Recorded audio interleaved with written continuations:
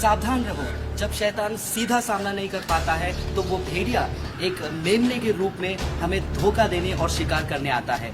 शैतान के अनेक तरीके हैं जो हमें परमेश्वर के वचन से दूर ले जाए और गुमराह करे, और उन अनेक तरीकों में से एक तरीका है बाइबल के वचनों को ट्विस्ट करना, वचनों को मिसकोट करना और गलत प्रस्तुत करके हमें गलत शिक्षा देकर गुमराह करना और धोखा में डालना।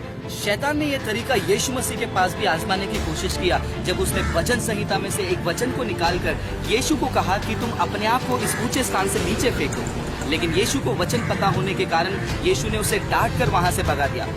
आज शैतान चर्चेस में और लोगों के बीच में ऐसे तरीकों को इस्तेमाल करता है, बाइबल को गलत प्रस्तुत करता है। लेकिन दुख की बात यह है, क्रिश्चियंस को बाइबल और वचन नहीं पता होने के कारण वो उसके गलत उपदेश में फंस जाते हैं और चर्च भी छोड़ देते हैं। ऐसे गलत उपदेशों से हमें सावधान रहना चाहिए, और आज मैं आपको चेतावनी देता हूँ, इन गलत उपदेशों से आप सावधान रहें और इन्हें स्वीकारें नहीं। उनमें से एक है माता यरूशलेम, यानी कि वो आपके द्वार में आकर आपको सवाल पूछेंगे कि आपको पता है क्या पवित्र आत्मा का नाम क्या है।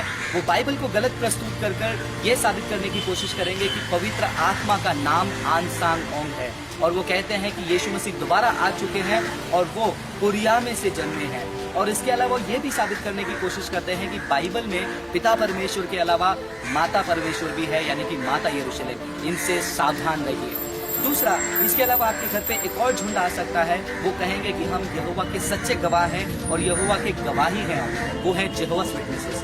वो साबित करना चाहेंगे कि यीशु खुदा नहीं है, और बाइबल को गलत प्रस्तुत कर वो ये कहने की कोशिश करेंगे कि यीशु मसीह जो है पिता परमेश्वर के पहले सृष्टि है, यहोवा का फर्स्ट क्रिएशन है। और वो ये भी कहेंगे आपको कि माइकल जो स्वर्गदूत है वो यीशु बनकर जन्मा। इसके अलावा आपके घर के यहाँ पर एक और झुंड आ सकता है जिनको कहते हैं 7 डे एडवेंटिस्ट। वो आपसे सवाल पूछेंगे, क्या आप 10 आज्ञाओं को मानते हैं? आप कहेंगे जी हाँ, हम मानते हैं। और उसमें से कहेंगे कि चौथा आज्ञा है सैबत, यानी कि शनिवार को चर्च में जाना है, रविवार को चर्च में जाना पाप है, पोप ने बदल दिया है और नर्क नहीं है। ऐसे गलत उपदेशों को लाएंगे, सावधान रहें।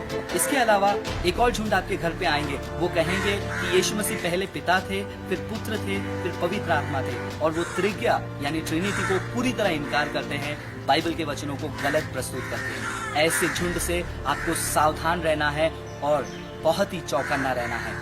इनमें से आपके घर पे कोई भी आ सकता है और उनके गलत उपदेशों में आपको फंसा सकता है। अगर परमेश्वर की मर्जी है तो आने वाले दिनों में ये सारे विषयों के ऊपर हम डिटेल में वीडियो बनाकर आपको जानकारी देंगे कि किस प्रकार ये लोग बाइबल को गलत प्रस्तुत करते हैं और किस प्रकार से हम सच्चाई को जान सकते हैं। तब तक के लिए आप इस झुंड से सावधान रहिए और इस चर्च में फंसे हुए लोगों के लिए भी प्रार्थना कीजिए। सावधान रहें।